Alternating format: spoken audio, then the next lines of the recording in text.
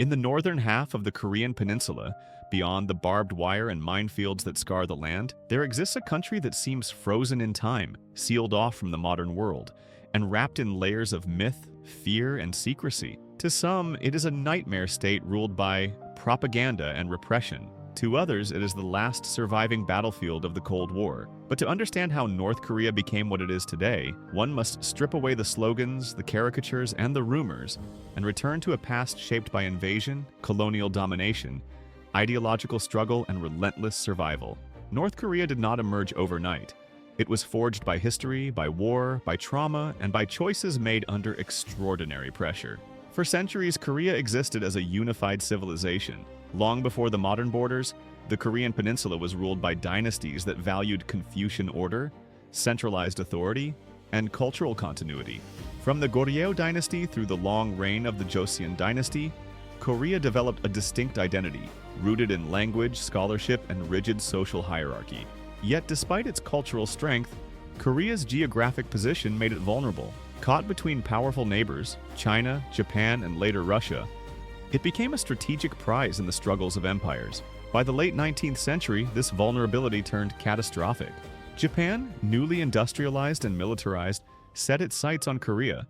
After years of political manipulation and military pressure, Japan formally annexed Korea in 1910. What followed was 35 years of colonial rule that would scar the Korean people profoundly. The Japanese authorities sought to erase Korean identity. The language was suppressed, Korean names were replaced with Japanese ones, land was seized, and industrial resources were extracted for Japan's benefit.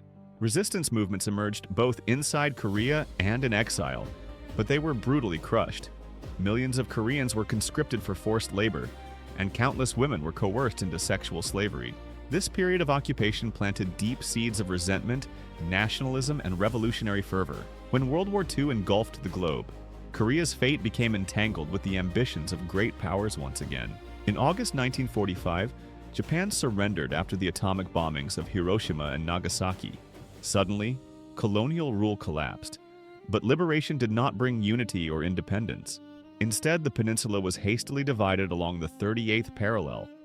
Soviet forces occupied the north, while American forces took control of the south. This division was meant to be temporary, a logistical arrangement made in the final days of war.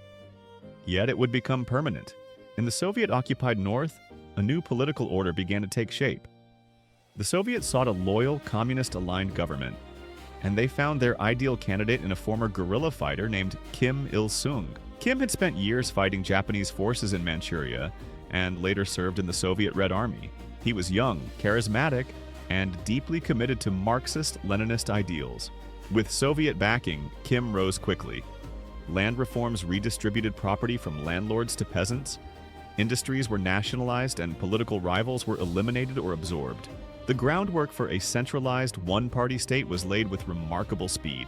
Meanwhile, in the South, the American occupation fostered an anti-communist government led by Syngman Rhee, a staunch nationalist who had spent decades in exile. Negotiations to reunify the peninsula collapsed as Cold War tensions intensified.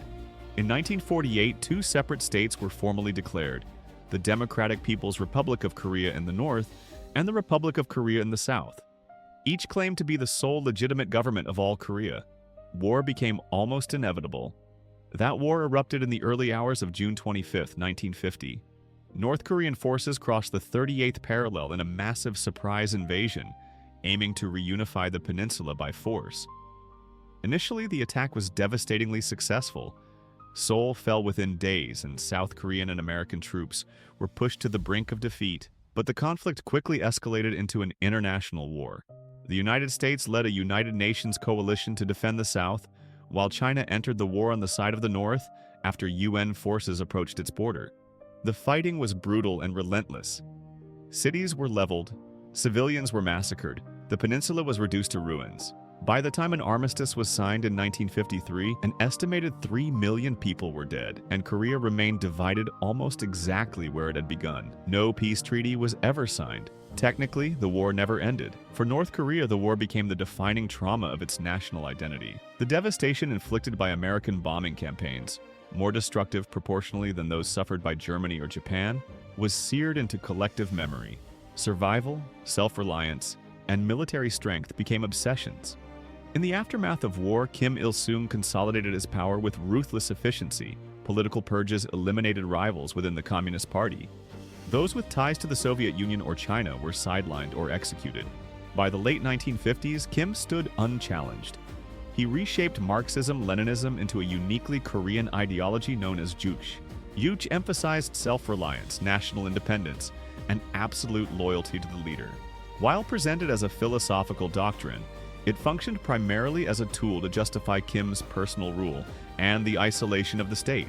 During the 1960s and early 1970s, North Korea appeared, at least on the surface, to be a success story. With extensive aid from the Soviet Union and China, its economy recovered rapidly. Heavy industry expanded, literacy rates soared, and living standards in the North were, for a time, comparable to or even higher than those in the South. Kim Il-sung cultivated an elaborate cult of personality, portraying himself as the father of the nation and the heroic liberator of Korea. His image became omnipresent, his words treated as sacred truth. Yet beneath this facade, cracks were forming. The centralized economy was inefficient and inflexible. Resources were disproportionately funneled into the military. Ideological purity took precedence over innovation. As relations between China and the Soviet Union deteriorated, North Korea attempted to balance between the two, extracting aid while avoiding dependence. This strategy worked temporarily, but it left the country vulnerable when its patrons weakened. The most consequential decision of Kim Il-sung's later years was the establishment of a hereditary succession. In a move unprecedented in the communist world, Kim groomed his son, Kim Jong Il, as his successor. Kim Jong Il was placed in key positions within the party and military, and propaganda gradually elevated him as the embodiment of revolutionary destiny. By the time Kim Il-sung died in 1994, the system was ready. The 1990s marked the darkest chapter in North Korean history. The collapse of the Soviet Union eliminated crucial economic support almost overnight. Trade networks disintegrated. Fuel and fertilizer shortages crippled agriculture. Then came floods and droughts, compounding the disaster. The result was a catastrophic famine, known euphemistically by the regime as the Arduous March. Hundreds of thousands and possibly millions died of starvation. The state's public distribution system collapsed, forcing people to rely on informal markets that technically did not exist. Kim Jong-il emerged from this crisis, determined to preserve the regime at all costs. He elevated the military to the highest position in society through the Songun, or military-first policy. Resources were diverted to the armed forces even as civilians suffered. At the same time, the regime doubled down on isolation and propaganda, blaming foreign enemies for internal failures. Information was tightly controlled, borders were sealed. Survival depended on loyalty and silence. North Korea's pursuit of nuclear weapons became central to its strategy in the late 1990s and early 2000s. For the leadership, nuclear arms were not merely weapons, they were guarantees of survival.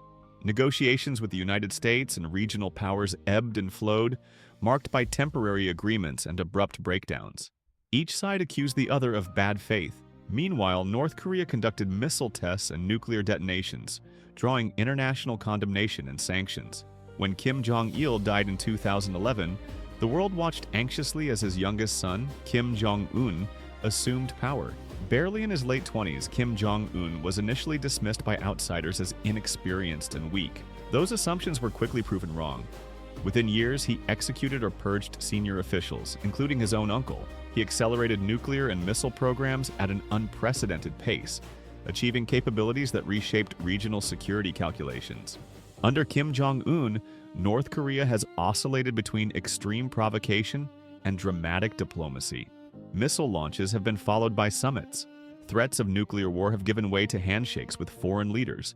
Yet the underlying structure of the state remains unchanged. Power is absolute. Dissent is unthinkable. History is carefully curated to serve the ruling family's narrative. Today, North Korea stands as one of the most isolated nations on Earth. But it is not a mystery without roots.